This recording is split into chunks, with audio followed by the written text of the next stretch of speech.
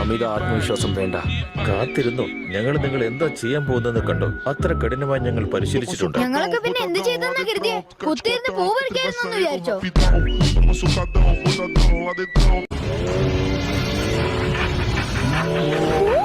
എന്റെ ഒരു ഭാഗ്യം നോക്കണേ, ഇതൊരു സുന്ദരനാ. നിന്നെ കൂടെ എന്റെ കയ്യിൽ കിട്ടിയാൽ നല്ല രസമായിരിക്കും. ഇനി ആരെ ഉപദ്രവിക്കാൻ ഞാൻ നിന്നെ സമ്മതിക്കില്ല. കേട്ടോടി കിളവി.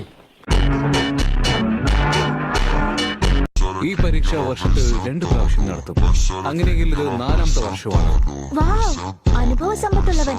നീ ഇപ്പൊ ശരിക്കും ഒരു വിദഗ്ധനായി കാണണം. അതെ, വേണമെങ്കിൽ പറയാം. കൊള്ളാലോ. അപ്പൊ നിനക്ക് ഞങ്ങൾക്ക് പറഞ്ഞു തരാൻ പറ്റും. അതെ, ചില വിദഗ്ധന്മാർ ഒരിക്കലും ജയിക്കാറില്ല.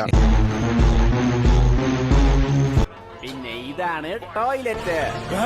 നീ തീർന്നടാ. അയ്യോ സാറേ, അറിയാതെ പറ്റിയതാണ്. കേട്ടല്ലോ, ഗുഡ് ബോയ്. നീ എന്താടാ സംസാരിക്കുന്നത് കേൾക്കാതെ സമാധാനമായിട്ട് കിടന്ന് ഉറങ്ങാ?